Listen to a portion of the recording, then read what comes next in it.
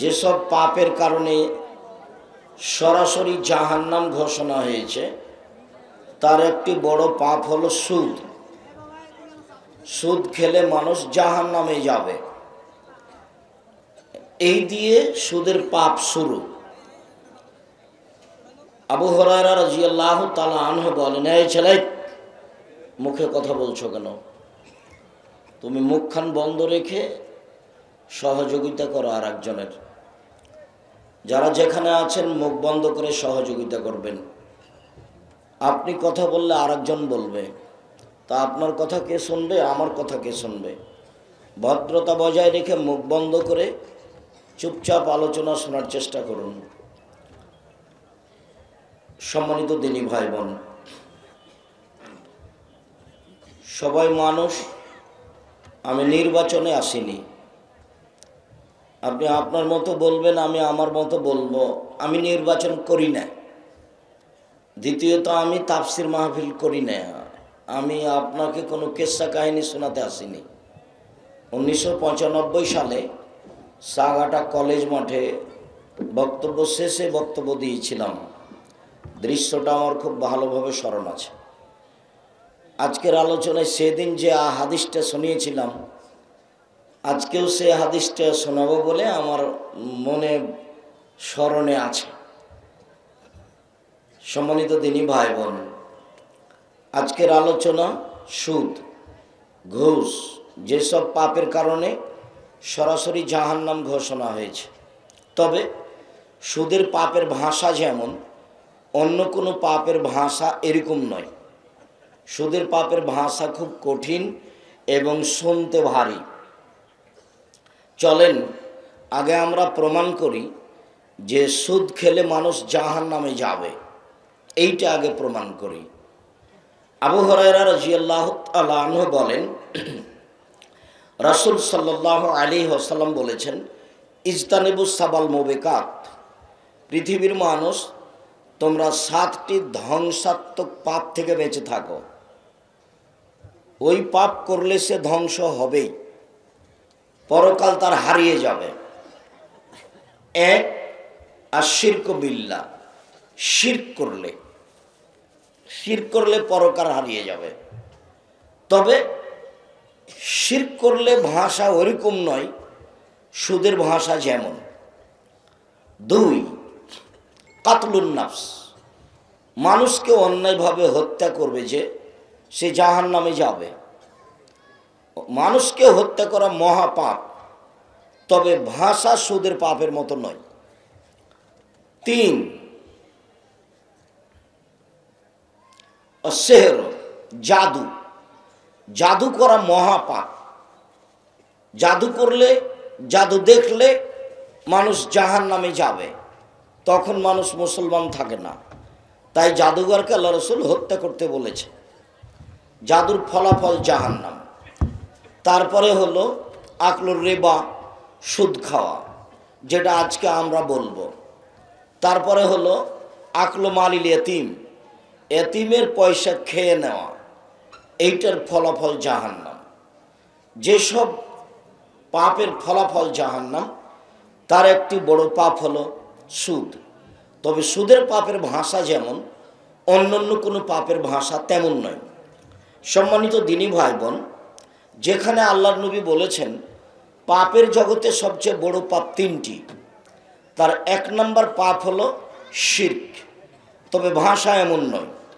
2 নম্বর পাপ হলো উকুকুল ওয়ালিদাইন, পিতামাতার অবাধ্য চলা। পিতামাতার অবাধ্য চললে মানুষ জাহান্নামে যাবে, তবে ভাষা এমন নয়। 3, শাহাদাতুজ জুর, মিথ্যা সাক্ষী দেওয়া। মিথ্যা সাক্ষী দেওয়া মহাপাপ। মিথ্যা সাক্ষীর কারণে গাইবান্ধা জেলে 15-20 বছর থেকে কত লোক আছে, ও নিজেও জানে না আমি কেন জেলে।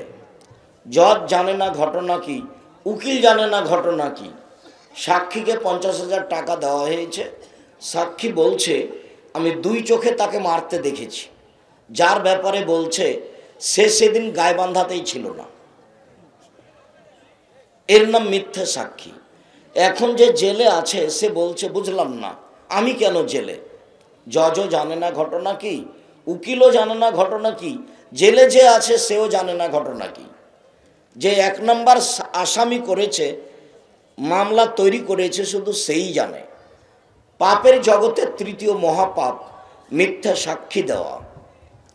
তবে ভাষা এমন নয়, ভাষাটা একবার একটু বলি, তারপরে ধারাবাহিকভাবে বলবো ইনশাআল্লাহ।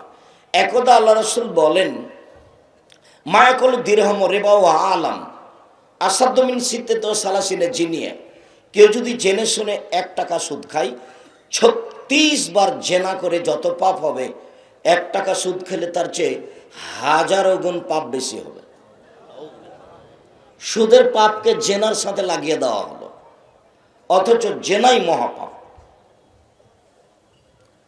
জেনাই মহাপাপ, জেনাই মহাপাপ। এ বাক্যটা বলার আগে যে কথাটা বলছিলাম সেটা একটু বলে নি, যে বাপ মায়ের অবাধ্য চললে মানুষ জাহান্নামে যাবে, এ কথাই ঠিক, কিন্তু ভাষা এমন নয়। যেমন আব্দুল্লাহ ইবনে আমর বলেন, আল্লাহ রাসূল বলেছেন, জাহান্নামে যাবে, জান্নাতে যাবে না এক কোন বাপ মাকে মানে না যে, বাপ মাকে মানে না যে সে জাহান্নামে যাবে, কথা শেষ। ভাষা ওরকম নেই। 2 কাম্মার, জুয়া খেলে যে সে জাহান্নামে যাবে। প্রত্যেক যেই খেলাতে টাকার হারজিত রয়েছে সেটাই হলো জুয়া। পৃথিবীর বিভিন্ন দেশে বিভিন্ন ধরনের খেলা হতে পারে, মনে রাখতে হবে প্রত্যেক যেই খেলাতে টাকার হারজিত থাকে সেটাই হলো জুয়া। যেই খেলাতে টাকার হারজিত থাকে না, শরীর চর্চা আছে, সেটা জায়েজ।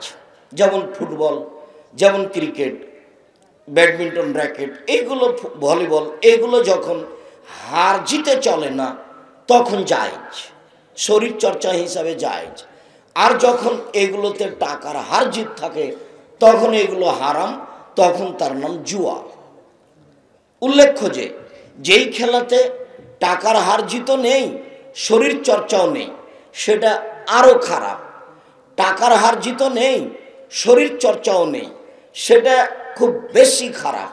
সেটার ব্যাপার আল্লাহ রাসূল বলেন, বাল নাইবা বিল নারদেশির মাল্লাইবা বিল নারদেশির ফাকাদ আদখালা ইয়াদাহু ফি দামি খিনজির।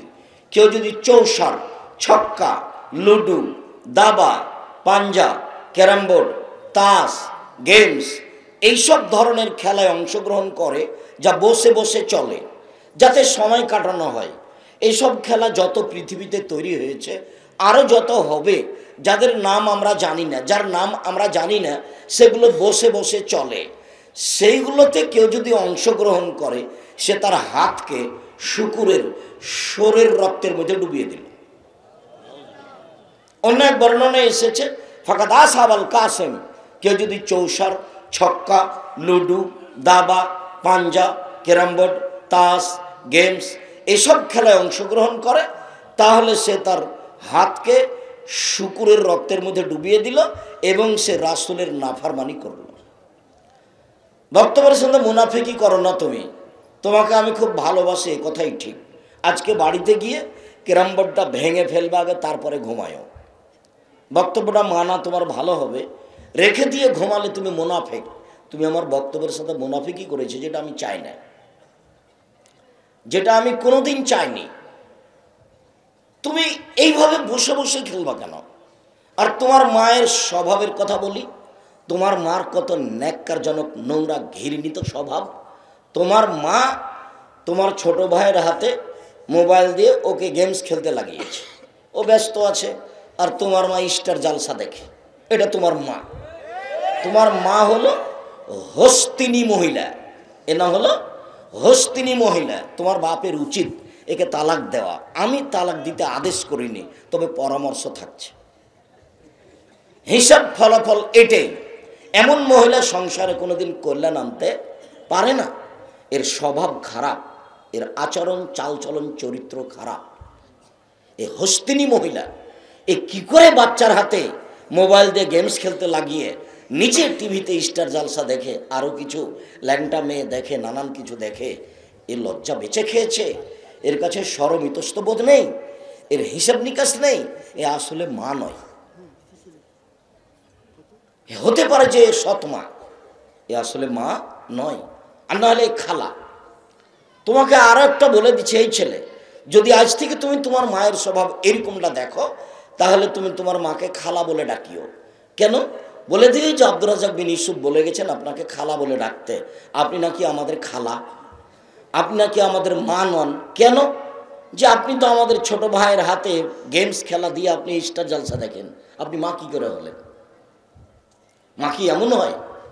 মা কি ছেলের অকল্যাণ চাই, তার নামই কি মা? মা কি ছেলের অকল্যাণ চাই, তার নামই কি মা? না তো, সে তো মা নয়। যে ছেলে মেয়ের কল্যাণ চাই সেই হলো মা। যদি চয় মাই জানে না মা কাকে বলে। বাপে বিবাহ দিয়েছে, স্বামীর কাছে গেছে, তাই বাচ্চা হয়ে গেছে, এই জন্য সে মা। তো এরকম মা তো পাগলিও হতে পারে, যে রাস্তাঘাটে পড়ে আছে, তার কোনো হিসাব নিকাশ নাই, পশু প্রাণীর মতো। তোমার মা তো এমন নয়। সম্মানিত দিনী ভাই বোন, তোমাকে আরো একটু কথা এখানে বলে, সামনে আমার কথা থেকে গেল, তোমাকে এখানে আরেকটু কথা বলে আমি আগাই। দুঃখিত, সবসময় সেই কথাটা বলতে হয়, নইলে আমি যে সত্য সত্যই তোমার মাকে খালা বলার জন্য বললাম, সৎমা বলার জন্য বললাম, আসলে তা বাস্তবায়ন হয় না। সে লক্ষ্যে আমি বলি, শোনো, এখন তোমার বোন বসে আছে, বক্তব্য শুনতে এসেছে, আব্দুর রাজ্জাক সাহেব এসেছে, চলো যাই বক্তব্য শুনে আসি। সারা সাঘাটাই প্রত্যেকটা বাড়িতে পুরুষ নারী ভর্তি হয়ে গেছে। সবাই এসেছে শ্বশুর বাড়ি, সবাই এসেছে মায়ের বাড়ি। বক্তব্য শোনার পরে চলো আগে খাওয়া দাওয়া করো, হইচই করো, ধুমধাম করো, এই তো হলো সম্মেলন। চলো যাই সাঘাটা বাপের বাড়ি যাই, চলো যাই সাঘাটা শ্বশুর বাড়ি যাই। আব্দুর রাজ্জাক বিন ইউসুফ এসেছেন, কিছু বক্তব্য শোনা হবে, না হয় গদই মদই করে কিছু বলা হবে। এইটাই কি তাই? আসলে কি তা দেখো তো, সত্যি কি তোমার মা এটা? আমি আগে তোমার মা কি না এটা প্রমাণ করার জন্য একটা বুখারী মুসলিমের হাদিস পেশ করি। তার আগে বলি, তোমার মায়ের নখ, তোমার বোনের নখটা বড়, দেখিও নখে নেইল পালিশ আছে। তোমার বোনের নখ বড় আর নখে নেইল পালিশ আছে। তুমি যদি না জেনে থাকো, তোমাকে লক্ষ্য করে বলছি এই জন্য যে তাহলে তোমার মনে থাকবে, তুমি কষ্ট পাবা যে আব্দুর রাজ্জাক সাহেব আমার বোনের ব্যাপারে আর আমার মায়ের ব্যাপারে এভাবে বলে গেছে। ইহুদি খ্রিস্টানদের পতিতালয়ের মেয়েদের বৈশিষ্ট্য হচ্ছে নখে নেইল পালিশ দেওয়া। ইহুদি খ্রিস্টানদের পতিতালয়ের মেয়েদের বৈশিষ্ট্য হচ্ছে নখ বড় করা, নখে নেইল পালিশ দেওয়া। না হলে আরো ভাষা নিচু করে বলি, ইহুদি খ্রিস্টানদের বেশ্যালয়ের মেয়েদের বৈশিষ্ট্য হলো নখে নেইল পালিশ দেওয়া, নখ বড় করা। তা আমার মেয়ের নখ বড় থাকবে মানে? তোমার বোনের নখ বড় আছে কেন? তোমার মা নাই? ওটা কি তোমার সৎ মা নাকি? ওটা কি তোমার আসলেই খালা? তোমার বোনের কপালে টিপ কেন? হিন্দু মেয়েকে বিবাহ করার 10টি পদ্ধতি আছে। আজকে একজন আমার বিহারের বন্ধু, হিন্দু ভদ্রলোক, খুব সহযোগিতা করে মাঠে নিয়ে এসছেন, আমি তাকে ধন্যবাদ জানাই। হিন্দু মেয়েদেরকে বিবাহ করার 10টি পদ্ধতি আছে, তার একটি পদ্ধতি হচ্ছে রাক্ষসী বিবাহ। মেয়ের বাপ বিবাহ দিবে না, ছেলেটা জোর করে যদি কপালে টিপ দিতে পারে তাহলে বিবাহ হয়ে গেছে। এই বৈশিষ্ট্য হিন্দুদের পক্ষ থেকে এসেছে। তুমি মুসলিম, তোমার লজ্জা হয় না কেন? তুমি হিন্দু মেয়েকে চিনো, ওর নিজস্ব দাম আছে একটা। ওর বিবাহ হয়ে গেলে কপালে সিঁদুর দেয়, ওর বিবাহ হয়ে গেলে হাতে শাখা দেয়, তার মানে ওর নিজস্ব বৈশিষ্ট্য মজবুত।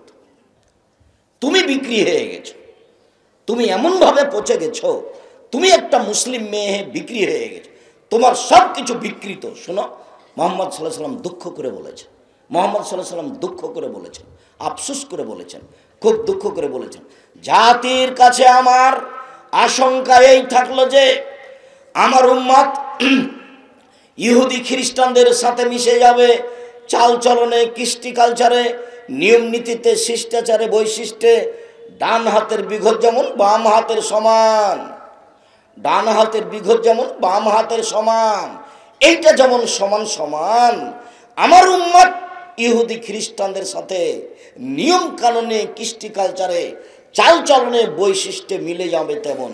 আবার বলছেন, শোনো, ডান পায়ের জুতা যেমন বাম পায়ের সমান, ডান পায়ের জুতা যেমন বাম পায়ের সমান।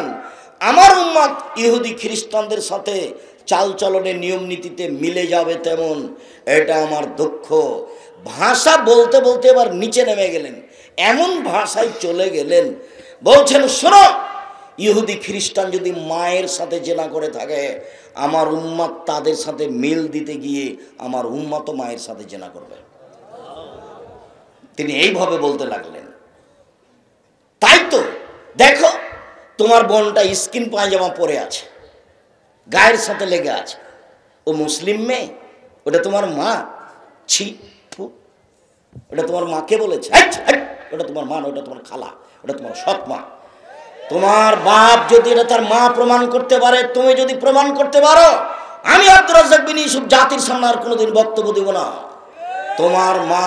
তোমার মা এ কথাই ঠিক, এটা তোমার মা এ কথাই ঠিক, এটা তোমার মা হস্তিনী মা, বুঝতে পারোনি? এটা তোমার হস্তিনী মা, এ মা নয়, এ সংসার ধ্বংস করতে এসেছে। এই ছেলে, তোমার বোনটার পায়জামা এমন বড় ফাঁকা যে আর একটা মানুষ ঢুকবে। ও যখন এতে তোমার ওই রিক্সায় উঠে তখন হাঁটু পর্যন্ত খুলে যায়। হিন্দু মহিলাদের বৈশিষ্ট্য আছে। রবি ঠাকুরের মা গোসল করতে গেলে পালকিতে করে নিয়ে যেত, কে যেন না দেখে, নদীতে এইভাবে ডুবিয়ে নিয়ে চলে আসত। ওদের পরিবারে কেউ ছাদের উপরে যাবে না। আমাদের এগুলো এমন হলো কেন? আল্লাহর নবী আফসোস করে বলেছেন, এরা ইহুদি খ্রিস্টানদের সাথে মিশে যাবে। তোমার বোনের পায়জামাটা স্কিন এমন ভাবে গায়ের সাথে লেগে আছে, শরীরের উঁচু নিচু তো বোঝা যাচ্ছে, লজ্জা স্থানও বোঝা যাচ্ছে। এটা একটা মুসলিম মেয়ে পড়তে পারে কি করে? বলে যে এটা আমার বাপ। বলো দেখি, তোমার বাপ তো দেখতে পায়, তোমার মা তো দেখতে পায়, কেমনে চলে কিভাবে? এটা হয় কি করে? আমার উম্মত ইহুদি খ্রিস্টানদের সাথে মিশে যাবে। ডান পায়ের জুতা যেমন বাম পায়ের সমান, ডান হাতের বিঘত যেমন বাম হাতের সমান, আমার উম্মত তাদের সাথে মিশে যাবে। মিশতে মিশতে এমনভাবে মিশবে যে ওরা যদি মায়ের সাথে জেনা করে থাকে, আমার উম্মতও করবে। এই ছেলে, বলো তো দেখি, তোমার মাথার চুলটা উপরে বড় আছে, সব চাঁচা চতুর্দিক কেন? তুমি কখন ব্রাজিলের খেলোয়াড়ের মতো হয়ে ইহুদি খ্রিস্টান হয়ে গেছো? তোমার চুল, এটা তোমার মা দেখতে পায় না, তোমার বাপ দেখতে পায় না, এভাবে চুল ছেড়েছে কেন? তোমার গায়ে একটা গেঞ্জি আছে, পিছনে লেখা আছে 47, পিছনে লেখা আছে 10, ও দেখতে দেখতে নামাজ শেষ। আমি লন্ডন সফরে সাউথ হলে জুমার খুতবা দিয়ে নিচে নামছিলাম, তো দৌড়ি একটা লোক একটা তার ছেলে নিয়ে এসে আমাকে বলছে, একটু দোয়া করে দেন, একটু দোয়া করে দেন। তা আমি ছেলের মাথায় হাত দিতে দোয়া করতে দেখছি, মাথার চুলে বাম দিকে 3টে দাগ দেওয়া আছে এইভাবে। তা আমি মনে করলাম যে মনে হওয়ার মা চুল ছেড়ে দিচ্ছিল, ছেলে কান্নাকাটি করছিল, সেই জন্য এরকম দাগ হয়ে গেছে। তো এবার নিচে নেমে যখন বাম দিকে রাস্তায় ঘুরেছি, তো চুল ছাড়ার সাইনবোর্ড দেওয়া আছে, তো ওইভাবে দাগ দেওয়া আছে, ইন্না লিল্লাহি ওয়া ইন্না ইলাইহি রাজিউন। আমি বললাম, এই দাগে আপনার ছেলের মাথায় দাগ, তাই না? তো হাসছে। দেখেন, লন্ডন উপার্জন করার জন্য এসেছি, আদর্শ বিক্রি করতে আসিনি। ইসলামে আদর্শের দাম আছে। নবীগণের বৈশিষ্ট্য 10টি, নবীগণের বৈশিষ্ট্য 10টি, এগুলোর নাম আদর্শ। 1, দাড়ি ছেড়ে দিতে হবে। 2, মুছ কেটে ফেলতে হবে, চাঁচা যাবে না। 3, পেশাব পায়খানার সময় পানি দিয়ে পবিত্রতা অর্জন করতে হবে। 4, নখ কেটে ফেলতে হবে। 5, বগলের লুম উঠিয়ে ফেলতে হবে, নারী পুরুষ একই হুকুম।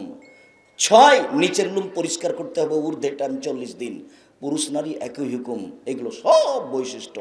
তোমার মায়ের কথা বলি, কালকে তুমি খেয়াল করিও তো, তোমার মা যখন তোমার ছোট ভাইটাকে জামাটা পরায়, তখন কোন হাতটা আগে ঢোকায়? কোন হাত আগে ঢোকাবে? ডান হাত। ওই ছেলেটা বলছে বাম হাত, ওর মাকে ওইভাবে দেখেছে, ডান হাতটা আগে ঢোকাবে, ডান পাটা আগে ঢোকাবে। তোমার মা যখন তোমার ছোট ভাইটাকে নিয়ে শুইবে, কোন কাতে শোয়াবে? ডান কাত। এর নাম শিষ্টাচার। প্রত্যেকটা হাদিসে আছে শিষ্টাচার। শিষ্টাচার কি জিনিস? এক মিনিট, শিষ্টাচারের কথা বলে আবার ফিরে যাচ্ছি কথায়, মূল কথায় আছি যে 1 টাকা সুদ খেলে 36 বার জেনা করে যত পাপ হবে, 1 টাকা সুদ খেলে তার চেয়ে বেশি পাপ হবে, অথচ জেনা মহাপাপ। এইখানে আছি আমরা মূল কথার মধ্যে ঢুকে আমরা এভাবে আছি। এখন একটা জিনিস দেখাই, খালি কেন শিষ্টাচার, যেখানে সেখানে শিষ্টাচার, কথায় শিষ্টাচার। তো আগে ওই হাদিসটাই শোনাই যেটাতে সরাসরি তোমার আম্মাকে নিয়ে কথা হবে, এই চালাই এদিকে খেয়াল করো, এক খেয়ালে চেয়ে থাকবা, পাখি যেন তোমাকে মনে করে তুমি পাথর। আর যারা দাঁড়িয়ে আছেন আমি অনুরোধ করব, কষ্ট হলেও আপনি হাঁটাহাঁটি করবেন না। আমি জানি 10 মিনিট দাঁড়িয়ে থাকা যায় এক খেয়ালে, 20 মিনিট যায়, তারপরে আর যায় না, যার কারণে বসা ভালো। এরপরেও যদি আপনি দাঁড়িয়ে থাকেন খুব শক্ত হয়ে, একেবারে মজবুত হয়ে এক খেয়ালে চেয়ে থাকবেন, কষ্ট যতই হোক আমি আপনার জন্য এসেছি। আর আমি কথা বলবো, আপনি দোকানে গিয়ে চা খাবেন, গল্প করবেন, এত নোংরা ন্যাক্কারজনক জঘন্য কাজ আপনি করিয়েন না। আপনাকে আমি মানুষ মনে করি, আপনাকে আমি গরু ছাগল মনে করি না। বুঝে না ওরা, অন্তর আছে বুঝে না, দেখেও দেখে না ওরা, চক্ষু আছে দেখে না, শোনে না ওরা, কান আছে শোনে না। উলাইকা কাল আনাম, তারা পশু প্রাণীর মতো, তারা গরু ছাগলের মতো, তারা কুকুর শ্রীগালের মতো, বালু মাজাল বরং তার চেয়ে খারাপ। আল্লাহ মানুষকে কুকুর শ্রীগালের চেয়ে খারাপ বলছে। 10 কিলোমিটার, 20 কিলোমিটার, 30 কিলোমিটার, 50 কিলোমিটার থেকে মানুষ এসে, আর আপনি চায়ের স্টলে বসে আছেন, মানে আপনার একটু লজ্জা হয় না কেন? আপনার একটু শরম হয় না কেন? আপনার একটু হায়া হয় না কেন? আপনার একটু ইতস্তবোধ হয় না কেন? মিছিল করে করে কি আপনি একেবারে পেশাব পায়খানার সাথে মিশে গেছেন? আপনি ওখানে থাকবেন কেন? আমি আব্দুর রাজ্জাক বিন ইউসুফ 90 সাল থেকে মাঠে আছি। সাঘাটা কলেজ মাঠে বক্তব্য দিয়েছিলাম 1995 সালে। দীর্ঘ 34 বছর আমি কোনোদিন অপ্রয়োজনীয় বাক্য বলিনি। দীর্ঘ 34 বছর আমি কোনোদিন কেসা কাহিনী বলিনি। দীর্ঘ 34 বছর আমি কোনোদিন মাযহাব নিয়ে কথা বলিনি। দীর্ঘ 34 বছর আমি কোনোদিন সরকার নিয়ে কথা বলিনি। আমি দাবি জানিয়েছি যে এলাকায় আমি উপস্থিত হব, সেই এলাকার নারী পুরুষ সবাই আসবে, আসতেই হবে।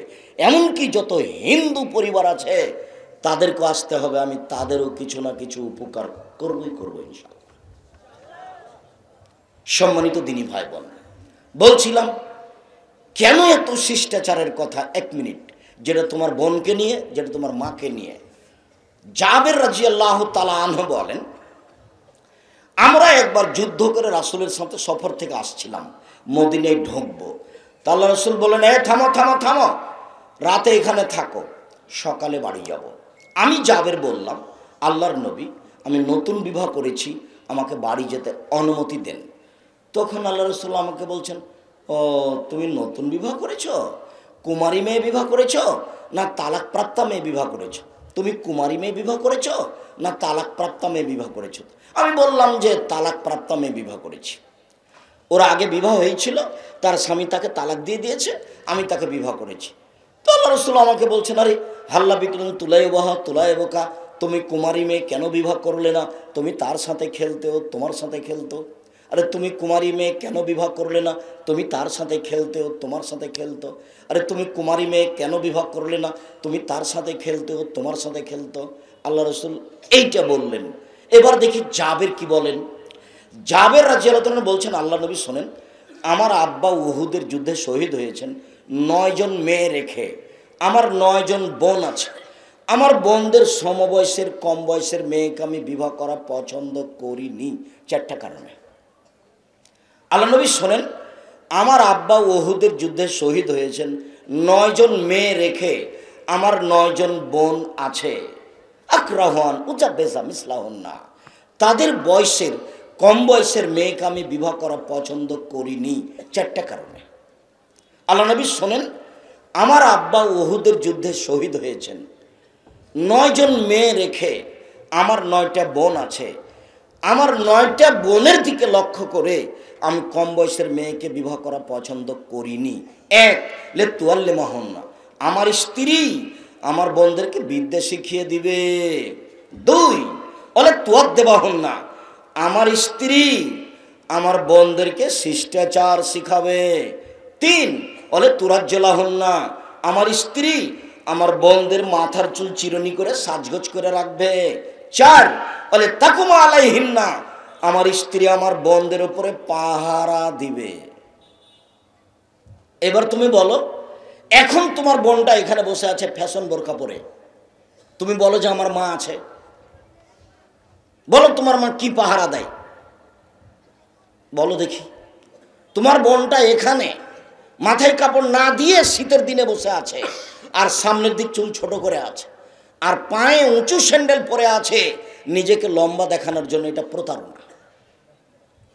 আবার দাঁত ছিলে চিকন করে রেখেছে, ভুরু তুলে চিকন করে রেখেছে, যেটা টোটাল এই হারাম, সম্পূর্ণরূপে হারাম। বলো যে তোমার মা আছে, এই ছেলে বলো যে আমার মা আছে।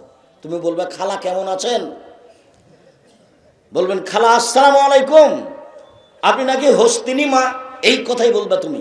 এই ছেলে এই কথাই বলবে তুমি, তোমার মায়ের লজ্জা হওয়া উচিত। তোমার মা এই পরিবারকে ধ্বংস করেছে, এই কথাই ঠিক। রাসূল সাল্লাল্লাহু আলাইহি সাল্লাম সরাসরি তোমার বাপ আর তোমার মা দুইজনকে দায়ী করেছেন। সরকার পরে, সরকার দেশ চালায়, আর তোমার বাপ মা এই বাড়ি চালায়। মুহাম্মদ সাল্লাল্লাহু আলাইহি সাল্লাম তোমার মাকে আর তোমার বাপকে এই পরিবারের দায়িত্ব দিয়েছেন। 1 মিনিট শোনো, এদিকে দেখো। আল্লাহ নবী বলছেন, মান আলা সালাসা বানাতিন, কেউ যদি 3টা মেয়ের লালন পালন করে, 1, আদ্দাবাহুন্না, ভালো শিষ্টাচার শিখিয়ে দেয়। শিষ্টাচার কি জিনিস? শিষ্টাচার কি খাওয়ার জিনিস? 2, সাকাহুন্না, তার খানা পানির ব্যবস্থা করে। 3, কাসাহুন্না, তাকে কাপড় চোপড় পরায়। কুন্না লাহু ইয়াউমাল কিয়ামা হিজাবান মিনান নারে, তাহলে এই 3টে মেয়ে বিচার মাঠে জাহান্নাম এবং বাপের মাঝে অন্তরাল হবে। ওইদিকে থাকবে জাহান্নাম, আর এইদিকে থাকবে বাপ, আর মধ্যে থাকবে মেয়েরা। মেয়েরা বলবে আমার বাপকে আগে জান্নাতে দেন, তারপরে কথা। মেয়েরা কোথায় আছে? মাঝখানে। আমি এই কথা বলিনি, এই কথা মুহাম্মদ সাল্লাল্লাহু আলাইহি সাল্লাম বলেছেন। তার 1 নম্বরে কথা আছে, ওই বাপ মেয়েকে শিষ্টাচার শিখিয়ে দিয়েছে। শিষ্টাচার কি জিনিস গো? শিষ্টাচার কি খাওয়ার জিনিস নাকি? শিষ্টাচার কি জিনিস? শিষ্টাচার হলো আদব কায়দা। এই যে তোমার বোনটা ফ্যাশন বোরকায় এসেছে, এটা শিষ্টাচার নয়। এই যে ভুরু তুলে এসেছে, এটা শিষ্টাচার নয়। এই যে দাঁত থিলে চিকন করেছে, এটা শিষ্টাচার নয়। এই যে উঁচু স্যান্ডেল পরে নিজেকে লম্বা দেখাচ্ছে, এটা শিষ্টাচার নয়। এই যে স্কিন পায়জামা পরে আছে, এটা শিষ্টাচার নয়। এই যে সামনের চুল ছোট করেছে, এটা শিষ্টাচার নয়। এই যে আঁটো সাঁটো বোরকা পরে আছে, এটা শিষ্টাচার নয়। এগুলো সব শিষ্টাচার বিরোধী। আল্লাহর নবী এই শিষ্টাচারের কথা বলেছেন, তাহলে সে বাপ জান্নাতে, বাপ জান্নাত যাবে। এইসব নীতি হচ্ছে ইহুদি খ্রিস্টানদের নীতি। ওদের শিষ্টাচার তোমার মা তোমার বোন গ্রহণ করেছে, তাই তো তোমার বোনের হাতে এরকম মোবাইল আছে, তাই তো তোমার মা এইসব স্টার জালসানে ব্যস্ত আছে। তোমাদের পরিবারটা কবরে চলে গেছে, এর নাম পরিবার নয়। সম্মানিত দিনী ভাই বোন, রাসূল সাল্লাল্লাহু আলাইহি সাল্লাম বললেন যে, রাসূল সাল্লাল্লাহু আলাইহি সাল্লামের সামনে জাবের বললেন, আমার স্ত্রী আমার বোনদেরকে বিদ্যা শিখাবে। বিদ্যা কি জিনিস? আমার স্ত্রী আমার বোনদেরকে শিষ্টাচার শিখাবে। শিষ্টাচার কি জিনিস? আমার স্ত্রী আমার বোনদের মাথার চুল চিরুনি করে সাজগোজ করে দিবে। দেখিও তোমার বোনের চুল কিভাবে কাটা আছে সামনে থেকে। মেয়েদের মাথার চুল কাটা যাবে জন্মের 7ম দিনে, আর নয়। দেখো তোমার বোনটার মাথার চুল কেমন হয়ে আছে। আমার স্ত্রী আমার বোনদের মাথার চুল চিরুনি করে দিবে, আমার স্ত্রী আমার বোনদের উপরে পাহারা দিবে। তোমার মা তোমার আর তোমার বোনের পাহারাদার। হাদিস বুখারী মুসলিম। হাদিস বুখারী মুসলিম মানে আম গাছে জাম ধরতে পারে, ধরে না। আম গাছে জাম ধরতে পারে, ধরে না। অমাবস্যার রাতে চাঁদ উঠতে পারে, উঠে না। সুঁয়ের ছিদ্র দিয়ে লাঙ্গলের ফা ঢুকতে পারে, ঢোকে না। সুঁয়ের ছিদ্র দিয়ে লাঙ্গলের ফা ঢুকে যেতে পারে, আম গাছ জাম ধরে যেতে পারে, অমাবস্যার রাতে চাঁদ উঠে যেতে পারে, অবাস্তব ঘটনাগুলি ঘটে যেতে পারে। এরপরেও আমি যেটা বললাম সেটা সন্দেহ আছে বলে কেউ যদি কিয়ামত পর্যন্ত চেষ্টা করে সরিষা ঢোকাতে পারবে না। যা বলছি তাই থাকবে, তার নাম বুখারী মুসলিম। যা বলছি সেটাই থাকবে, তার নাম শিষ্টাচার। চলো উপস্থিত বৈঠকের দিনই মুসলিম বোন, আপনাকে বলছি, আপনি মনে কিছু নিয়েন না। এতবার বলার পরে আপনি ছোট ব্লাউজ পরে আছেন, এখন আপনার গায়ে ফ্যাশন বোরকা আছে, বাড়িতে গিয়ে জ্বালিয়ে দিন। সত্য সত্যই যদি আপনি মুসলিম হন, এদিকে দেখেন, মুসলিম মানে মেনে নিয়েছি, ইসলাম মানে মেনে নেওয়া। ইসলাম মানে এক গিলাস পানি পান করলে 5টা শিষ্টাচার লাগে। এক, শিষ্টাচার নম্বর 1 ডান হাত। 2, শিষ্টাচার নম্বর 2 বসে। শিষ্টাচার 3 শ্বাসে। শিষ্টাচার 4 বিসমিল্লাহ বলে। শিষ্টাচার 5 পান শেষে আলহামদুলিল্লাহ। এক গিলাস পানি পান করতে 5টা শিষ্টাচার লাগে। শিষ্টাচার কি জিনিস? বাড়িতে ঢুকলে সালাম দিয়ে ঢুকতে হয়, এটা তো আবার গায়বান্ধা। ইন্না লিল্লাহ। গায়বান্ধা বলে কি বলতে চাইলেন আব্দুর রাজ্জাক সাহেব? গায়বান্ধা বলে বলতে চাইলাম সাতক্ষীরার মতো, ওইদিকে একটা ঘর এইদিকে একটা ঘর, মধ্যে গরুর গাড়ির রাস্তা। কোথায় দরজা? সালাম যে দিবেন তো দরজায় যে নাই, সবই যে ফাঁকা। এইটা হলো যাযাবরের জীবন। যাযাবর মানে যারা ওই যে ট্রেন স্টেশনে থাকে, ফাঁকা জায়গায় থাকে, আহাল পরিবার নিয়ে ছোয়ের নিচে থাকে, ওরা যাযাবর। তোমার বাপ মাও কি যাযাবর?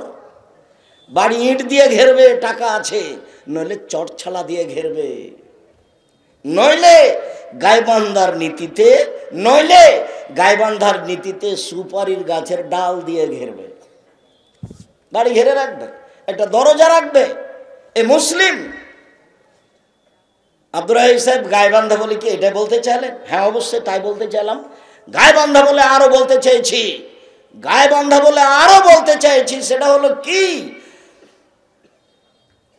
যৌতুক নেওয়া। প্রায় গার্জেনের এটা মাথায় আছে, ছেলে মানে টাকা লাগবে, ছেলের মেয়ের বাপের কাছ থেকে টাকা নিবে। তোমরা দুবে বেটা ভিক্ষা করে খাবা, তোমার বাপ আর তুমি ভিক্ষা করবে মানুষের কাছে। যদি সাঘাটাতে কেউ ভিক্ষা না দেয়, গাইবান্ধার ট্রেন স্টেশনে যাবা, মানুষের কাছে ভিক্ষা চাবা, ভিক্ষা করে জীবন কাটাবা। শোনো, হ্যাঁ ছেলে শোনো, ভিক্ষা করা টাকা দিয়ে চাউল কিনে ভাত খেয়ে ইবাদত কবুল হবে। ভিক্ষা করা টাকা দিয়ে চাউল কিনে ভাত খেয়ে ইবাদত কবুল হবে। যৌতুকের টাকা দিয়ে চাউল কিনে ভাত খেয়ে ইবাদত কবুল হবে না। যৌতুকের টাকা দিয়ে চাউল কিনে ভাত খেয়ে ইবাদত কবুল হবে না। এই যে বললাম, দেখি কোন মায়ের বেটা কিয়ামত পর্যন্ত সময় থাকলো ফতোয়া এইভাবে উল্টে ধরতে পারে। যৌতুকের টাকা হারাম। মোটরসাইকেল, সাইকেল, ফার্নিচার সব হারাম। আগামীকাল সন্ধ্যা হতে হতে টাকা পয়সা, ফার্নিচার, সাইকেল, মোটরসাইকেল সব ফেরত দিতে হবে। আর তুমি যদি বলো যে আমার শ্বশুর খুশি হয়ে দিয়েছে, তো তোমার শ্বশুরের স্বভাব একটা শোনাই। তোমার শ্বশুরের কাছে যদি এখনই ভিক্ষুক যায়, গিয়ে বলে যে একটু ভিক্ষা দেন, তোমার শ্বশুর বলে মাফ করো, মাফ করো, মাফ করো। খুশি হয়েছে, মোটরসাইকেল দিয়েছে মানে তোমার স্বভাবের কারণে দিয়েছে। এটা রংপুর। রংপুর মানে রংপুর, দিনাজপুর, লালমনিরহাট, নীলফামারী, কুড়িগ্রাম, পঞ্চগড়, ঠাকুরগাঁ, গাইবান্ধা, বগুড়া, জয়পুরহাট একই স্বভাবের। যৌতুক নেওয়া স্বভাব এবং বোনদেরকে জমি না দেওয়া স্বভাব। তোমার বাপ পশু প্রাণীর মতো, তোমার বাপ পশু প্রাণীর চেয়ে খারাপ। তোমার বাপকে যদি আমি কুকুর সিলিগারের স্বভাবের প্রমাণ না করতে পারি, বক্তব্য দেব না। মহান আল্লাহ বলেন, বুঝে না ওরা অন্তর আছে, বুঝে না, দেখেও দেখে না ওরা চক্ষু আছে, দেখে না, শুনেও শুনে না ওরা কান আছে, শুনে না। উলাইকা কালানাম, তারা পশু প্রাণীর মতো, তারা গরু ছাগলের মতো, তারা কুকুর শ্রীগালের মতো, বালহু মাজাল, বরং তার চেয়ে খারাপ। তোমার দাদা মারা গেছে 15 শতক জমি রেখে, 15 শতক। তোমার বাপ নিবে 10 শতক আর তোমার ফুফু নিবে 5 শতক। তোমার বাপ সকালে নিবে আর তোমার ফুফু বিকেলে নিবে, এইটা প্রমাণ করতে পারবে কেউ? যদি সকাল বিকেল প্রমাণ না করা যায়, তোমার দাদা 10 বছর হলো মরা, এখন পর্যন্ত তোমার বাপ তোমার ফুফুকে জমি দেয়নি, বলো তোমার বাপ কুকুর শ্রীগালের চেয়ে ভালো না খারাপ? খারাপ। কালকে বলে দিও, আসসালামু আলাইকুম আব্বা, সত্যি কি আপনি কুকুর শ্রীগালের চেয়ে খারাপ? আব্দুর রাজ্জাক সাহেবকে আপনাকে এভাবে বলে গেলেন, আমি খুব কষ্ট পেয়েছি। শোনেন, ভাগ্য নিয়ে এসেছি আব্বা, ভাগ্য ছেড়ে আসেনি। কি বলবে তোমার বাপকে? আব্বা ভাগ্য নিয়ে এসেছি, ভাগ্য ছেড়ে আসেনি। ফুফুকে জমি বুঝিয়ে দেন, তারপরে দিন মজুরি করে খাবো না ভিক্ষে করে খাবো, তাকদিরে যেটা আছে সেইটা করে খাবো।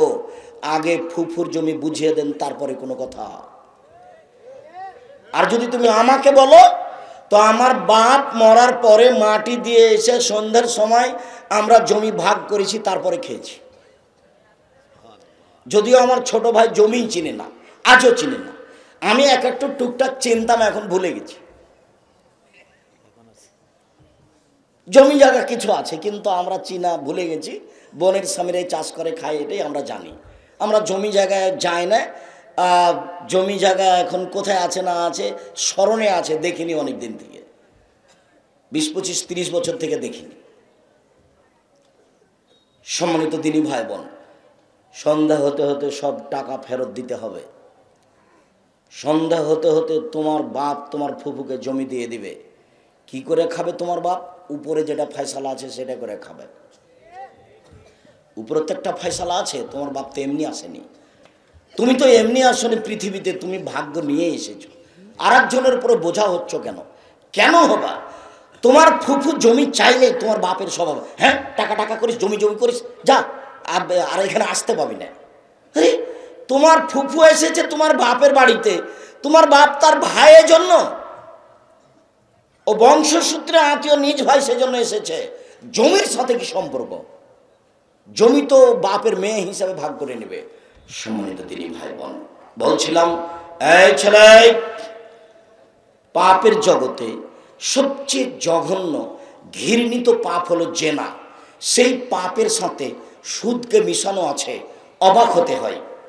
কোনো ছেলে মেয়ে যদি বিবাহ করার পূর্বে জেনা করে, তাহলে তাকে 100টা পিটিয়ে এলাকা থেকে 1 বছরের জন্য তাড়িয়ে দিতে হবে।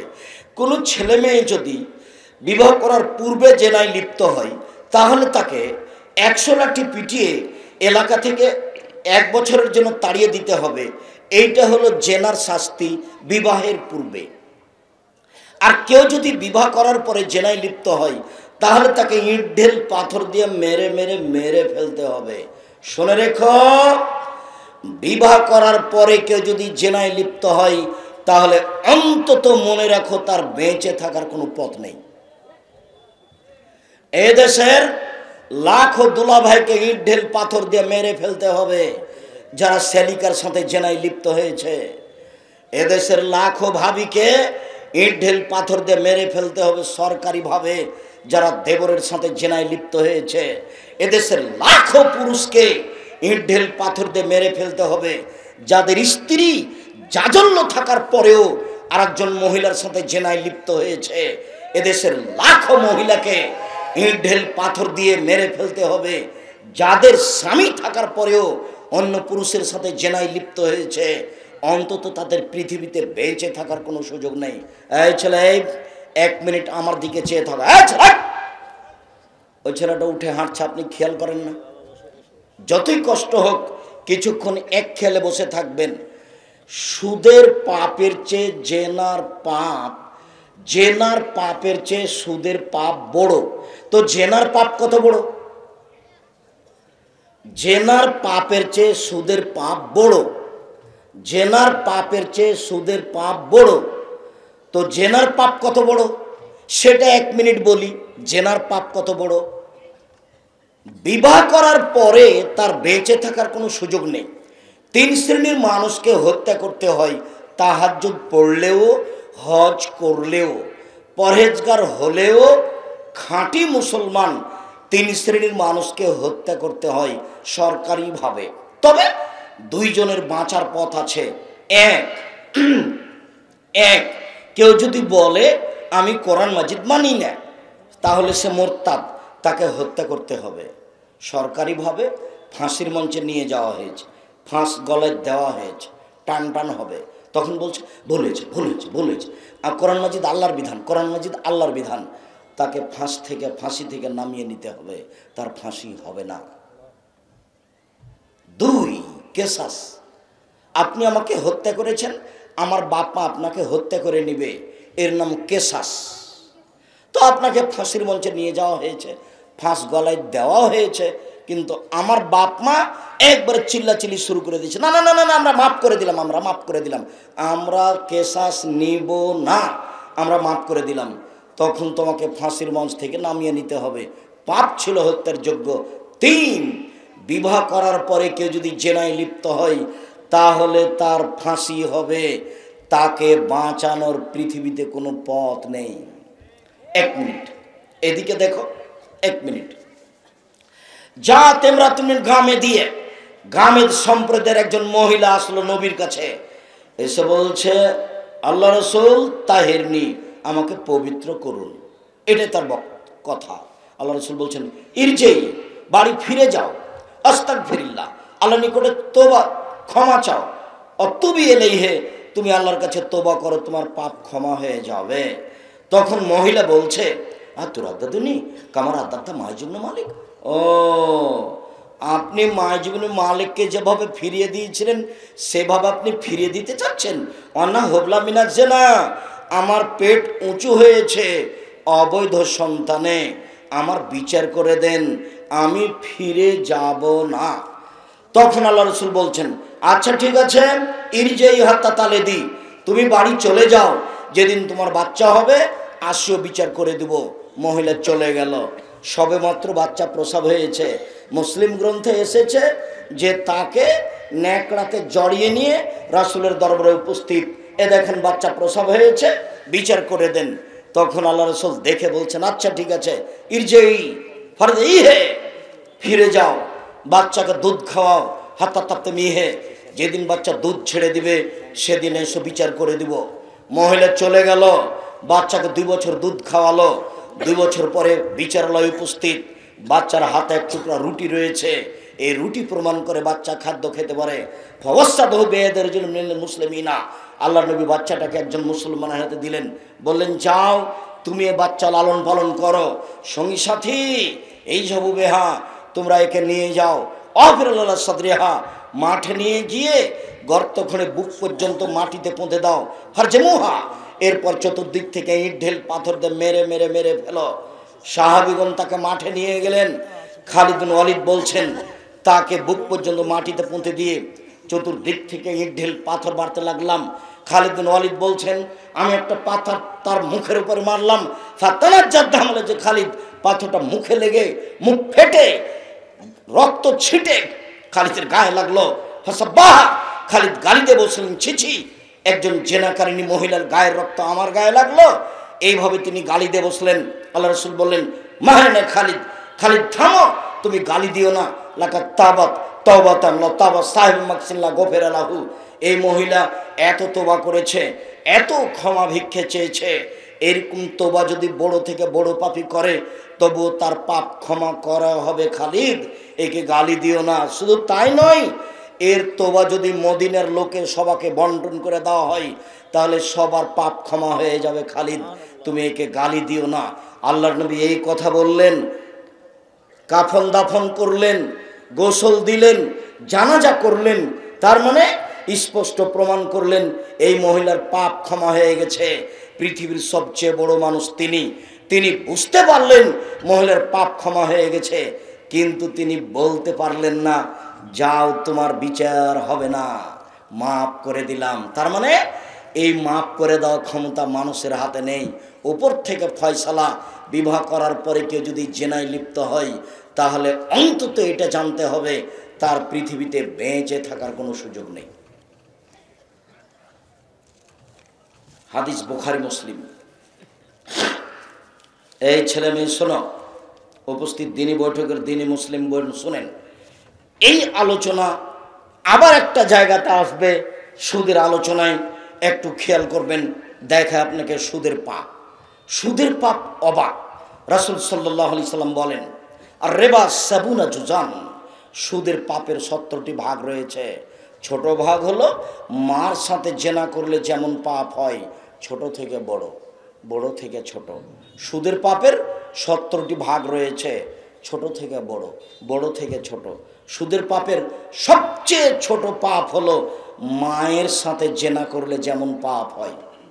এমন কোনো পাপ নাই দুনিয়াতে যেটা জেনার সাথে লাগানো আছে, যেটা মায়ের সাথে জেনা করার সাথে লাগানো আছে। অবাক পাপ সুদের পাপ। যেই পাপ মায়ের সাথে জেনা করার সাথে লাগানো আছে, জেনার সাথে লাগানো আছে, দুঃখিত, আগামীকাল সন্ধ্যা হতে হতে ব্যাংকিং যত লেনদেন আছে, তোমার মা যত কিস্তি তুলেছে সব বন্ধ করতে হবে। তোমার মা যদি কিস্তি বন্ধ না করে, প্রথমে বলেছি তোমার মা আসলে মুসলিম মহিলা নয়, আসলে একজন হস্তিনী মহিলা। এ দিয়ে সংসার করা ঠিক হবে না। 24 ঘন্টার মধ্যে সুদের লেনদেন বন্ধ করতে হবে। মহান আল্লাহ নাকাজ করেছেন। আমার দিকে চেয়ে থাকুন। মানুষ যদি সুদ খায় তাহলে নিঃস্ব হয়ে যাবে। মানুষ যদি সুদ খায় টাকা কমে যাবে।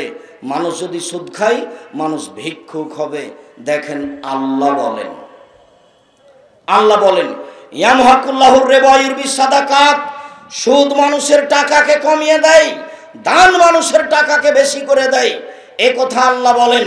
এই ছেলে বসো। ওই ছেলেটা পরিবেশ নষ্ট করছে, আপনি খেয়াল করছেন না কেন? একটা বাক্যের মূল্য 1 কোটি টাকা, আপনাকে এইটা হিসাব করতে হবে। সুদ মানুষের টাকাকে কমিয়ে দেয় আর দান মানুষের টাকাকে বেশি করে দেয়, কথা আল্লাহ বলছেন। এবার আল্লাহর নবী কি বলছেন শোনাই।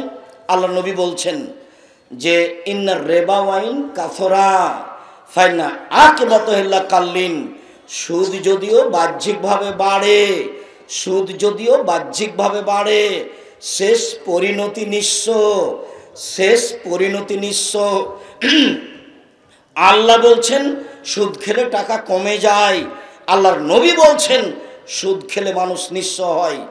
আমি আব্দুর রাজ্জাক বিন ইউসুফ কোরআন এবং হাদিসকে সামনে রেখে বলছি, সুদ খেলে মানুষ ভিক্ষুক হবে, আজ হোক আর কাল হোক। হয় সে ভিক্ষে করে খাবে, না হয় তার ছেলে ভিক্ষে করে খাবে, না হয় তার নাতি ভিক্ষে করে খাবে। তাকে ভিক্ষুক হতেই হবে, আজ হোক আর কাল হোক। এই টাকা থাকবে না। সুদ খেলে দেশের টাকা 2-1 জনের হাতে চলে যায়।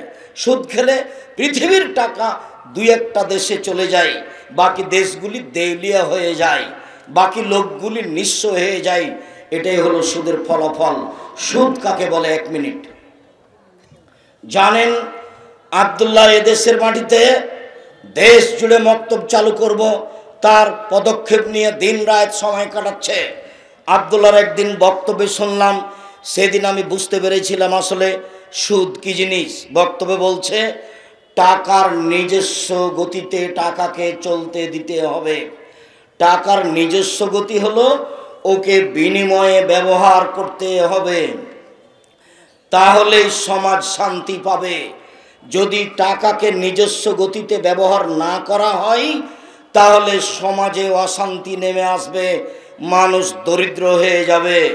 টাকার নিজস্ব গতি কি? বিনিময়ে ব্যবহার হওয়া।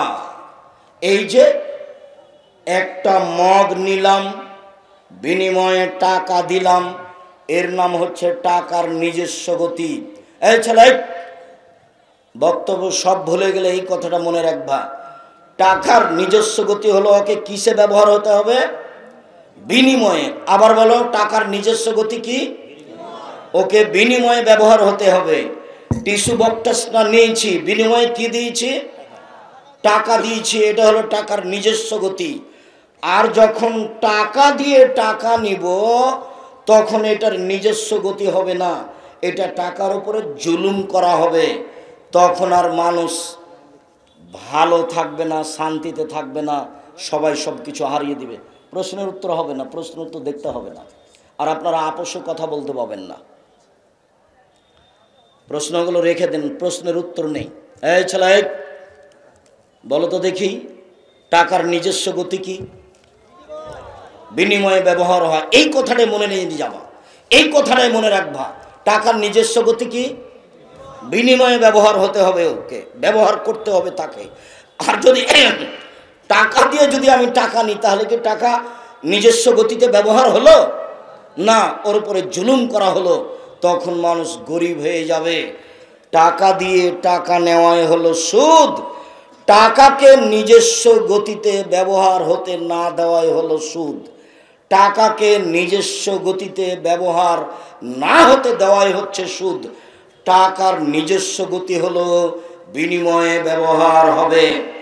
মহান আল্লাহ বলেন, তারা বলেছিল ইন্নামাল বায়ু মিসলুর রিবা, সুদ হচ্ছে ব্যবসার মতো, সুদে টাকা বাড়ে, ব্যবসাতেও টাকা বাড়ে, সুদে টাকা বাড়ে, ব্যবসাতেও টাকা। শুধু তাই নয়, শুধু তাই নয়, আল্লাহ রাসূল বলছেন তাজেরা সাদেক এখনো ইয়াউমাল কিয়ামা মা শুহাদা সিদ্দিকুন আল আম্বিয়া, সত্যবাদী ব্যবসায়ী বিচারের মাঠে নবীগণের সাথে থাকবেন।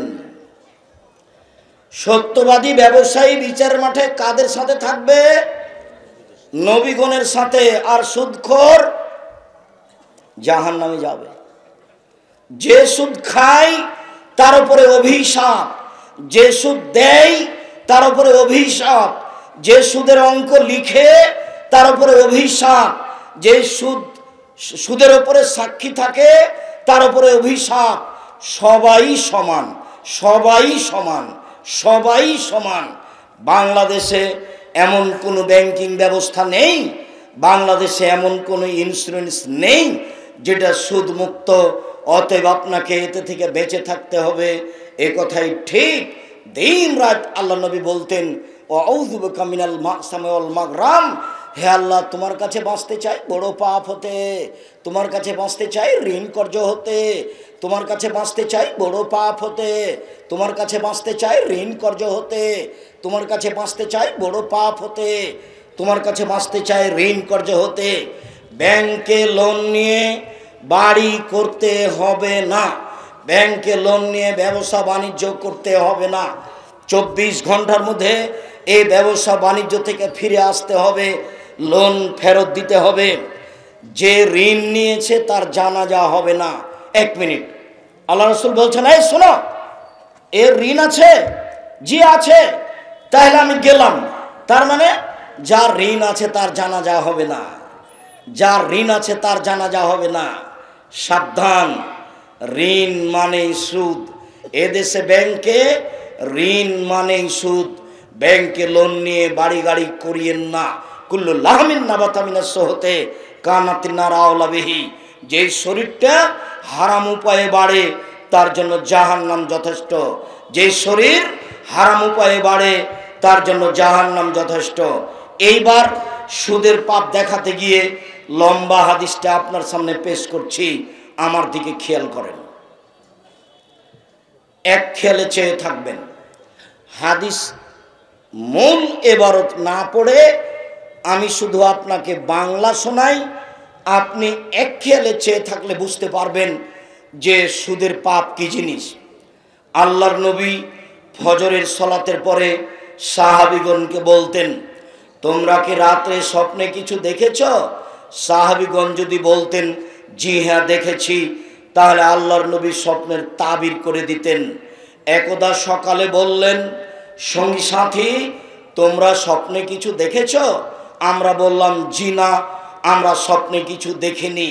আল্লাহর নবী বললেন, শোনো, আমি স্বপ্নে দেখলাম 2 জন লোক আসলো, এসে আমার 2 হাত ধরে বাইতুল মুকাদ্দাসের দিকে টেনে নিয়ে যেতে লাগলো। যেতে যেতে দেখি একটা লোক বসে আছে আর একটা লোক দাঁড়িয়ে আছে। যে লোকটা দাঁড়িয়ে আছে তার হাতে একটা লোহার বাঁকা লাঠি আছে। লোহার বাঁকা লাঠিটা তার মুখের ডান দিক দিয়ে ঢুকিয়ে একবারে ফেড়ে চিরে পিছন দিকে নিয়ে যাচ্ছে, আবার লাঠিটা বের করে মুখের বাম দিকে লাগাচ্ছে, চিরে পিছন দিকে নিয়ে যাচ্ছে। তো পিছন দিকে যেতে না যেতেই ডান দিক ঠিক হয়ে গেছে, আবার লাগাচ্ছে, আবার মুখটা চিরে দিচ্ছে। আমি বললাম এ কি দৃশ্য? তারা 2 জন বললেন চলতে থাকেন। আমাকে কিছু বললেন না, আমি চলতে থাকলাম। যেতে যেতে দেখি একটা লোক চিত হয়ে শুয়ে আছে, পাশে একটা লোক দাঁড়িয়ে আছে, তার হাতে এরকম একটা বড় পাথর আছে। পাথর দিয়ে তার মাথার উপরে মারছে, মাথাটা ভেঙে চৌচির হয়ে যাচ্ছে, পাথরটা ছিটকে দূরে চলে যাচ্ছে। লোকটা পাথরটা আনতে না আনতেই মাথা ঠিক হয়ে যাচ্ছে, আবার মারছে, আবার ভেঙে যাচ্ছে। আমি বললাম একই দৃশ্য। তারা দুইজন বললেন চলতে থাকেন। আমি কিছু না বলে চলতে থাকলাম। আস্তে আস্তে দেখি একটা গর্ত, উপরের দিক সংকীর্ণ, নিচের দিক প্রশস্ত, তন্দুরি চুলার মতো ধাঁধা ধাঁধা করে আগুন জ্বলছে। দেখি মহিলা পুরুষ উলঙ্গ অবস্থায় জমা ধরে আছে, ধাঁধা ধাঁধা ধাঁধা করে উপরে চলে যাচ্ছে। যখন আগুনটা জোরে জ্বলছে, একটু কমলেই সব ভিতর দিকে চলে যাচ্ছে। দেখি পুরুষ এবং নারী উলঙ্গ হয়ে জমা ধরে আছে, আগুনে জ্বলছে। আমি বললাম ইন্না লিল্লাহ, একই দৃশ্য, তোমরা একটু বলো একই ঘটনা। তারা দুইজন বললেন চলতে থাকেন। আমি কিছু না বলে চলতে থাকলাম। যেতে যেতে দেখি একটা রক্তের নদী, নদীতে পানি নেই, শুধু রক্ত আর রক্ত। পাশে একটা লোক দাঁড়িয়ে আছে, তার হাতে একটা পাথর আছে। নদীর মাঝামাঝিতে একটা লোক আছে, ওই লোকটা যতবার উঠার চেষ্টা করছে, পাশ থেকে পাথর মেরে তার মুখটাকে ভেঙে দিচ্ছে এবং রক্তের নদীর মাঝামাঝি করে দিচ্ছে। যতবার চেষ্টা করছে ততবার পাশ থেকে পাথর মেরে নদীর মাঝামাঝিতে করে দিচ্ছে। আমি বললাম একই দৃশ্য। তারা দুইজন বললেন চলতে থাকেন। আমি কিছু না বলে চলতে থাকলাম। যেতে যেতে দেখি একটা সবুজ অনেক বড় বাগান, দেখি একটা অনেক বড় গাছ, গাছের পাশে একজন বৃদ্ধ মানুষ বসে আছেন, সামনে কতগুলি বাচ্চা ছেলে আছে। দেখি পাশে একটা লোক লোহার লাঠি হাতে নিয়ে আছে, আগুনকে উত্তেজিত করছে। দৃশ্য খুব জটিল। এরপরে ওরা দুইজন আমাকে গাছের উপরে নিয়ে চলে গেল, একটা ঘরে ঢোকালো। এত সুন্দর ঘর আমার জীবনে কোনোদিন দেখিনি, অবাক দৃশ্যের ঘর। সেখানে যুবক আছে, যুবতী আছে, বাচ্চা ছেলে মেয়ে আছে, পুরুষ নারী আছে। তারা দুজন আমাকে বের করে নিল, বের করে নিয়ে উপরে নিয়ে গেল, আর একটা ঘরে ঢোকালো। আল্লাহুস সামাদ। পরের ঘরটা আগের ঘরের চেয়ে অনেক অনেক অনেক বেশি সুন্দর। সেখানে যুবক যুবতী নেই, সেখানে বাচ্চা ছেলে মেয়ে নেই, সেখানে মহিলা মানুষ নেই, আছে শুধু যুবক আর আছে বৃদ্ধ, আছে শুধু যুবক, আছে বৃদ্ধ। আমি বললাম এই শোনা, দীর্ঘ সময় ধরে যা কিছু দেখলাম বলে দাও। তারা দুইজন বললেন জি হ্যাঁ, আপনাকে সব বলে দিব, আপনি শোনেন। আপনারা যারা দাঁড়িয়ে আছেন চলাচল বন্ধ করেন, স্পষ্ট হয়ে নিজ গতিতে দাঁড়ান, কথার 19-20 হয় না যেন। এই ছেলে, তুমি আমার দিকে লক্ষ্য করো, তোমার কথা বুঝতে যেন 19-20 না হয়। এবার দুইজন শুরু করলো বিবরণ দিতে। ওই যে দেখলেন যে লোকটার মুখের ডান দিকে লোহার লাঠি ঢুকিয়ে চিরে ফেলা হচ্ছে, বাম দিকে লোহার বাঁকা লাঠি ঢুকিয়ে চিরে ফেলা হচ্ছে। ফারাজুলুন কাযযাব, এ হলো মিথ্যুক, মিথ্যা কথা বলতো। ইফল বিহি ইলা ইয়াউমিল কিয়ামা, যতদিন পর্যন্ত বিচার না হবে তার এরকমই শাস্তি হবে। এটা হলো মিথ্যা কথার শাস্তি। আল্লাহর নবী আর একটা কথা বলেছেন, সেটা হলো এই, পৃথিবীর মানুষ শুনে রেখো, কেউ যদি মজাক করে হলেও মিথ্যা না বলে, কেউ যদি মজাক করে হলেও মিথ্যা না বলে, আমি মুহাম্মদ সাল্লাল্লাহু আলাইহি সাল্লাম তাকে জান্নাতে একটা ঘর নিয়ে দিব। মজাক করে হলেও যদি কেউ মিথ্যা না বলে, আমি মুহাম্মদ সাল্লাল্লাহু আলাইহি সাল্লাম তাকে জান্নাতে একটা ঘর নিয়ে দিব। এই লোকটার শাস্তি হবে বিচারের দিন পর্যন্ত, পরে জাহান্নামও হতে পারে, জান্নাতও হতে পারে। তারপরে যে দেখলেন লোকটা চিত হয়ে শুয়ে রয়েছে, পাশ থেকে পাথর মেরে মাথাকে ভেঙে চৌচির করা হচ্ছে। ইনি হচ্ছেন মাওলানা মানুষ, আলেম মানুষ। ইনি কোরআন হাদিস অনুযায়ী দিনে আমল করেননি, ইনি রাতে কোরআন তেলাওয়াত করেননি, যার জন্য এইভাবে শাস্তি হচ্ছে। মাওলানা বড় বিপদে, মানুষে বুঝে না, মাওলানা জানে না, মাওলানা সাহেব বড় বিপদে। এই ছেলে শুনে রেখো, আলেম ওলামাকে সম্মান করতে হবে, এ কথাই ঠিক। কেন? আল্লাহর নবী বলেছেন ওরা হচ্ছে নবীদের উত্তরাধিকারী, ওরা খুব সম্মানী মানুষ, ওদের সম্মান করতে হবে, এ কথাই ঠিক। তবে আলেম দিয়ে জাহান্নাম উদ্বোধন হবে এ কথাও ঠিক। মাওলানা সাহেব দিয়ে জাহান্নাম উদ্বোধন হবে এ কথাও ঠিক।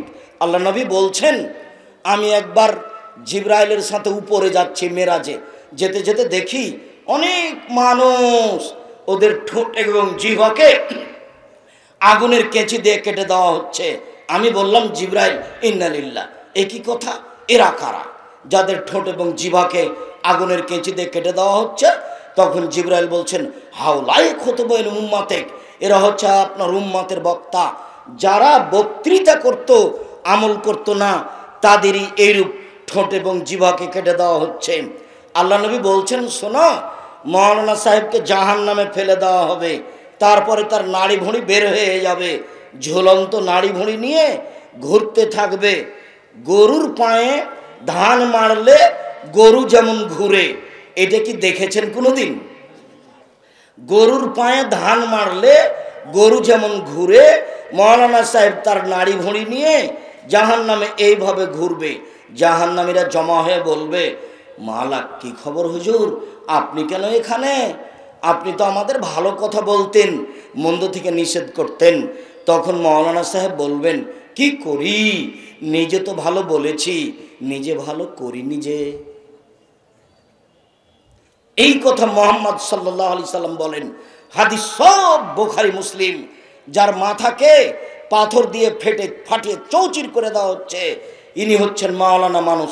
তারপরে যে দেখলেন গর্তের মধ্যে আগুন ধাঁধা ধাঁধা করে জ্বলে উপরে চলে যাচ্ছে, আবার নিচে নামছে, ওর ভিতরে পুরুষ নারী জমা হয়ে আছে, উলঙ্গ হয়ে আছে। এরা হলো ব্যভিচারনী, এরা জেনায় লিপ্ত ছিল, এই জন্য এই শাস্তি হচ্ছে। এই ছেলে শোনো শোনো, আরেকটা কথা শোনো। আল্লাহ নবী বলছেন, একদা জিবরাইল মিকাইল আমার দুই হাত ধরে আমাকে নিয়ে যাচ্ছে, হঠাৎ দেখি অনেক মানুষ ফুলে ফেঁপে উঁচা উঁচা হয়ে আছে, 30 ফুট 40 ফুট 100 ফুট উঁচা উঁচা হয়ে আছে, আর গন্ধে টিকা যায় না। মনে হচ্ছে যেন তারা গ্রামের টয়লেট, মনে হচ্ছে যেন তারা গণশৌচাগার, মনে হচ্ছে যেন তারা গ্রামের টয়লেট, মনে হচ্ছে যেন তারা গণশৌচাগার, গন্ধে টিকা যায় না। আমি বললাম, জিবরাইল, এরা কারা? তখন জিবরাইল বললেন, অহমুজ্জনাতা জাওয়ানি, এরা হলো ব্যভিচারনী, এরা হলো ব্যভিচারনী। আল্লাহ নবী বলেন, হাদিসে একটু দুর্বলতা আছে, যারা ব্যভিচার মহিলা ওদের লজ্জা স্থানের গন্ধে, যারা ব্যভিচার মহিলা ওদের লজ্জা স্থানের গন্ধে জাহান্নামীরা জাহান্নামে টিকতে পারবে না।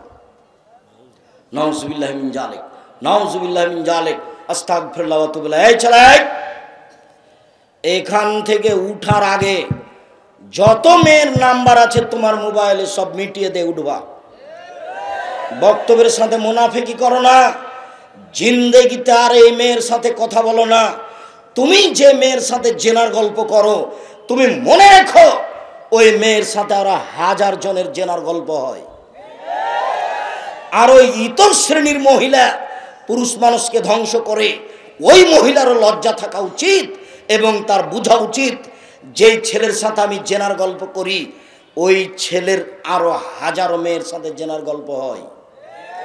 অতএব মহিলাকে বলছে, মেয়ে তোমাকে বলছে, শোনো, তোমাকে বলছি, তুমি মেয়ে মানুষ, আর জীবনে কোনোদিন কোনো পুরুষের সাথে মোবাইলে গল্প করবা না। তোমার উচিত, তোমার আব্বার একটা মোবাইল আছে, রিং হচ্ছে, ধরবা না, রিং হচ্ছে ধরবাই না। ধরো যদি, আসসালামু আলাইকুম, যে কে বলছিলেন? আমার আব্বা বাড়িতে নেই, অন্য সময় কথা বলিয়েন। তোমার কণ্ঠটা হবে শক্ত।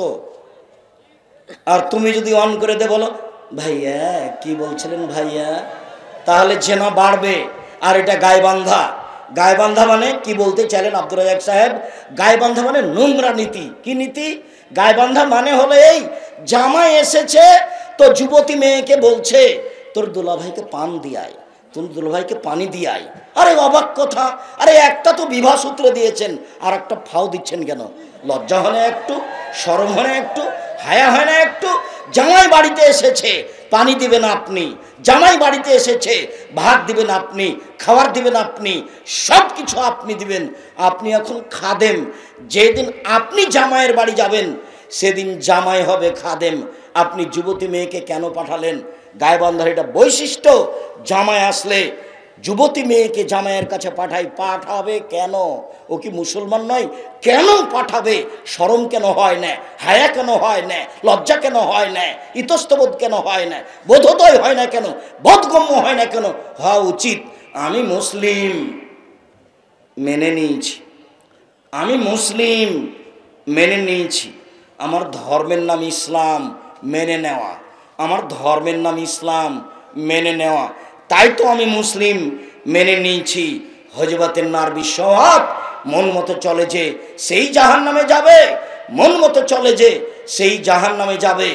জাহান্নাম ঘেরা আছে মনের ইচ্ছা দিয়ে, জাহান্নাম ঘেরা আছে মনের ইচ্ছা দিয়ে, জান্নাত ঘেরা আছে ত্যাগ তিতিক্ষা কষ্ট ক্লেশ নিয়ম নীতি দিয়ে জান্নাত ঘেরা আছে। মন মতো চলে যে জাহান্নামে যাবে সে। দাড়ি চাঁচে যে মন মতো চলে সে, দাড়ি ছোট করে যে মন মতো চলে সে, প্যান্ট টাকানোর নিচে পরে যে মন মতো চলে সে, মন মতো চলে যে জাহান্নামে যাবে সে। সুদ খায় যে মন মতো চলে সে, ঘুষ দেয় যে মন মতো চলেছে, মন মতো চলে যে জাহান্নামে যাবে যে। ধোঁকাবাজি করে যে, মানুষকে প্রতারণা দেয় যে, মিথ্যে সাক্ষী দেয় যে, রাহাজানি করে যে, জুলুমবাজি করে যে, মন মতো চলে সে, মন মতো চলে যে জাহান্নামে যাবে সে। দোকানে বসে আড্ডা পিটে, মাথায় টুপি দিয়ে ল্যাংটা মেয়ে দেখে, আনন্দ ফুর্তি করে, দোকানে বসে আর একজনের বদনাম গিবাত করে, বদনাম গিবাত করে যে মন মতো চলেছে, মন মতো চলে যে জাহান্নামে যাবে সে। সম্মানিত দিনী ভাই বোন, জেনা মহাপাপ। তারপরে যে আপনি দেখলেন লোকটা রক্তের নদীতে পড়ে আছে, এ হলো সুদখোর। যে সুদ খাবে তাকে রক্তের নদীতে ফেলে দিয়ে তার মাথাকে পাথর দিয়ে ভেঙে চৌচির করা হবে। কেউ যদি 1 টাকা সুদ খায়, 36 বার জেনা করে যত পাপ হবে, 1 টাকা সুদ খেলে তার চেয়ে বেশি পাপ হবে। 2, কেউ যদি সুদ খায়, সুদের পাপের ছোট ভাগ হলো মার সাথে জেনা করলে যেমন পাপ হয়। 3, কেউ যদি সুদ খায় তাহলে তাকে রক্তের নদীতে ফেলে দিয়ে পাশ থেকে পাথর মেরে তার মুখকে ভেঙে চৌচির করা হবে। সুদ মহাপাপ, ফলাফল জাহান্নাম। 24 ঘন্টার মধ্যে সুদের লেনদেন বন্ধ করে এখান থেকে ফিরে আসতে হবে, কিস্তি বন্ধ করতে হবে জরুরি ভিত্তিতে। সারা সাঘাটা থানা, গাইবান্ধা জেলা, সারা উত্তরবঙ্গের জনগণকে, সারা পৃথিবীর বাঙালিকে বলে গেলাম জাতির উদ্দেশ্যে, পৃথিবীর দিনী মুসলিম ভাই বোন, বাংলা ভাষায় যারা বক্তব্য শুনে থাকেন তাদের কাছে জোরালো দাবি থাকলো, 24 ঘন্টার মধ্যে এরকম ন্যাক্কারজনক নোংরা পাপ বন্ধ করুন। আপনার ফলাফল ভালো হবে ইনশাআল্লাহ, আপনি সহজে জান্নাত যেতে পারবেন ইনশাআল্লাহ। শোনেন, ওই যে গাছের পাশে বৃদ্ধ মানুষ বসে আছেন, উনি হলেন জিবরাইল। পাশে লোকটা আগুনকে উত্তেজিত করছে, উনি হচ্ছেন জাহান্নামের মালিক। আমি যে ডান হাত ধরে আছি আমি হচ্ছে জিবরাইল, ইনি যে বাম হাত ধরে আছেন ইনি হচ্ছে মেকাইল। ওই যে উপর দিকে দেখেন একটা ঘর, এটা আপনার ঘর, তাহলে তোমরা ছেড়ে দাও আমি ঘরে ঢুকি। জি না, আপনার বয়স এখনো বাকি আছে, যেদিন আপনার বয়স শেষ হয়ে যাবে আপনি এই ঘরে ঢুকবেন। হাদিসটি বুখারী থেকে শোনাচ্ছিলাম। সম্মানিত দিনী ভাই বোন, আমার মনে বড় স্বাদ, এ দেশের মাটিতে আমি উন্নত মানের প্রতিষ্ঠান গড়বই ইনশাআল্লাহ। যেখানে ছেলে মেয়ে বাংলা ইংরেজি উন্নত মানের শিক্ষা অর্জন করে জাতির অন্যায়ের বিরুদ্ধে লড়বে, মুখে কলমে মিডিয়াই লড়বে ইনশাআল্লাহ। মুখে আছি, মিডিয়ার সামনে আছে, কলম সাথে আছে। জাতিকে কলমে ফাঁকি দিনি, জাতিকে মুখে ফাঁকি দিনি, জাতিকে মিডিয়ায় ফাঁকি দিনি। জাতির যদি রাস্তাঘাট করে দিতে না পারি, জাতির যদি স্কুল কলেজ করে দিতে না পারি, জাতিকে চূড়ান্ত সঠিক ধর্ম দিতে পারবো ইনশাআল্লাহ। আপনাদের জামিয়া সালাফে 5000 ছেলে মেয়ে পড়াশোনা করে, 410 জন এতিম আছে, 300 জন শিক্ষক শিক্ষিকা আছেন, 32 লক্ষ টাকা মাসে বেতন লাগে। দেশের সর্ববৃহৎ সর্বোচ্চ প্রতিষ্ঠান জামিয়া সালাফে রূপগঞ্জ নারায়ণগঞ্জে মার্চের 7-8 সম্মেলন আছে। নিজের প্রতিষ্ঠান হিসাবে, নিজস্ব প্রতিষ্ঠান হিসাবে যাবেন, যথাযথভাবে সম্মান করার চেষ্টা করা হবে। সেখানে একটা মসজিদ তৈরি হচ্ছে 200 শতক জমির উপরে, 6 বিঘা জমির উপরে যার একতলাতে 10,000 মানুষ সালাত আদায় করতে পারবে। সকল দিনী ভাই বোনকে জামিয়া সালাফিয়ার সার্বিক কাজে অংশগ্রহণ করার অনুরোধ।